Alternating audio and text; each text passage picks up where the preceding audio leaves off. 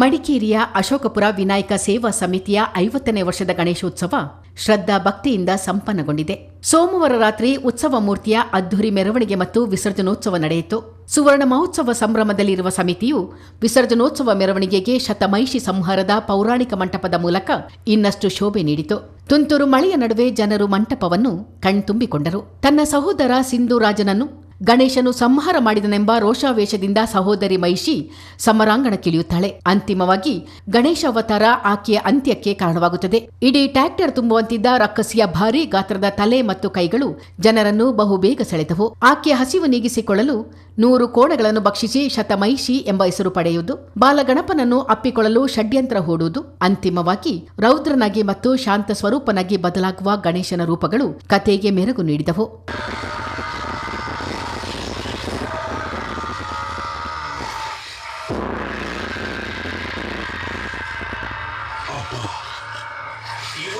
ಭೋಜನ ಅಸಂಖ್ಯಾತ ರಾಕ್ಷಸರ ಭೋಜನ ನೋಡಿದ್ದೇನೆ. ಆದರೆ ಇವಳ ಭೋಜನ ಶೈಲಿಯೇ ವಿಭಿನ್ನ.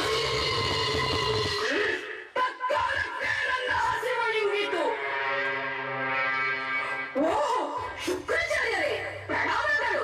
ಯಾವಾಗಲಾಯಿತು ತಮ್ಮ ಆಗಮನ? ನನ್ನ ಗಮನಕ್ಕೆ ಬರಲಿಲ್ಲ, ಕ್ಷಮಿಸಿ. ಸಾಂಗೋಪಸಾಂಗವಾಗಿ ನಿನ್ನ ಭೋಜನವಾಗುತ್ತಿರುವಾಗಲೇ ಆಗಮಿಸಿದೆ.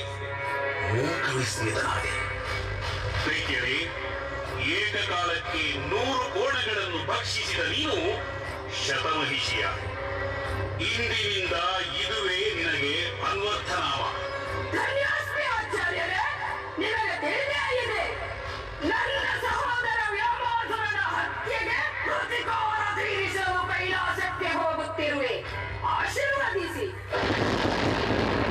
ಮೂರ್ಖ ಶತಮಹಿಷಿ, ರಾಕ್ಷಸ ಕುಲದವರು ತಿಳಿಗೇಡಿಗಳು, ಮಹಾಮೂರ್ಖರು ಎಂಬುದಕ್ಕೆ ಮತ್ತೆ ನೀನು ಸಾಕ್ಷಿಯಾದೆ.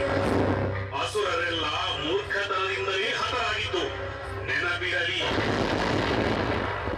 ಅಮಾವಾಸ್ಯೆಯ ಮುಸ್ಸಂಜೆ ಕಾರ್ಗತ್ತಲೆಯ ಬಣ್ಣ ಹೊತ್ತು ಕುರೂಪಿಯಿಂದ ಕುಖ್ಯಾತಿ ಪಡೆದ ನನ್ನನ್ನೇ ಮೂರ್ಖರೆಂದು ಹಂಗಿಸುವಿರಾ? ಹಂಗಿಸದ ಇನ್ನೇನು? ಈ ರೂಪದಲ್ಲಿ ಹೋದರೆ ಕೈಲಾಸ ದ್ವಾರದಲ್ಲೇ ನಂದಿ ಭೃಂಗಿಗಳು ನಿನ್ನನ್ನು ಅಡ್ಡುವರು. ವೃಥಾ ಕದರಬೇಕೆ? ಸುಂದರ ಸ್ಫುರದೋಪಿ ಸ್ತ್ರೀಯಾಗಿ ರೂಪಧಾರಣೆ ಮಾಡಿ ಹೋಗು, ಕಾರ್ಯ ಸಾಧಿಸು. ಅಪ್ಪಣೆ ಗುರುವರ್ಯ, ನಿಮ್ಮ ಮಾರ್ಗದರ್ಶನದಂತೆ ಇಂದ್ರನ ಮಡದಿ ಶಚಿದೇವಿಯ ಮಾಯಾರೂಪ ಧಾರಣೆ ಮಾಡುವೆ. ಅಸಾಧಾರಣ ಶಕ್ತಿಯಿಂದಲೇ ಜಯಿಸುವೆ.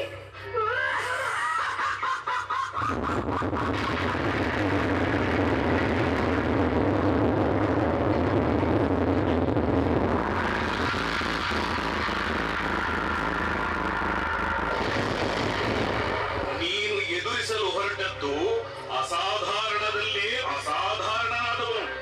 ಶಕ್ತಿ, ಯುಕ್ತಿ, ಸಿದ್ಧಿಗಳ ವರಿಸಿದವನು.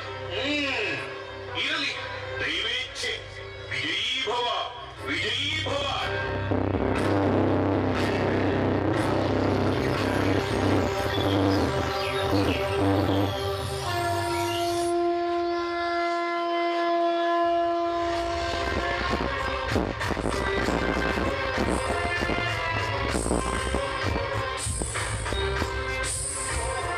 ಜಗನ್ಮಾತೆ, ನಿನ್ನ ಚರಣ ಪದ್ಮಗಳಿಗೆ ನಮೋ ನಮಃ. ಅಂಗನಿ, ಯಾರಮ್ಮ ನೀನು? ಇದೇಕೆ ಇಷ್ಟೊಂದು ಮಾನವದರಿಯಾಗಿರುವಿ? ನಿನಗೊದಗಿದ ಸಂಕಷ್ಟವಾದರೂ ಏನು ಲಾವಣ್ಯವತಿ? ಜಗಜ್ಜನನಿಯೇ, ನನ್ನನ್ನು ಶಚಿದೇವಿ ಎನ್ನುವರು. ಸಿಂಧೂ ದೈತ್ಯನಿಂದ ನನ್ನ ಪತಿ ಸೆರೆ ಹಿಡಿಯಲ್ಪಟ್ಟಂದಿನಿಂದ ನೊಂದು ಜರ್ಜರಿತಳಾಗಿರುವೆ ಮಾತೆ. ಶೋಕಿಸದಿರು ಇಂದ್ರಾಣಿ. ಸಿಂಧು ದೈತ್ಯನ ಅಂತ್ಯಕಾಲ ಸನಿಹವಾಗುತ್ತಿದೆ. ಅವನನ್ನು ದಮನಿಸುವ ಮಹಾನ್ ಶಕ್ತಿಶಾಲಿ ಗಣೇಶನ ಜನನವಾಗಿದೆ. ಕಿಂಚಿತ್ ತಾಳ್ಮೆಯಿದ್ದಿರು ಮಾತೆ. ಅಂಬಿಕೆ, ಆ ಮುತ್ತು ಕಂದನನ್ನು ನಾನು ಸಮೀಪದಿಂದ ನೋಡಬಹುದೇ? ಗಣೇಶನನ್ನು ಕ್ಷಣಕಾಲ ಅಪ್ಪಿ ಮುದ್ದಾಡಿ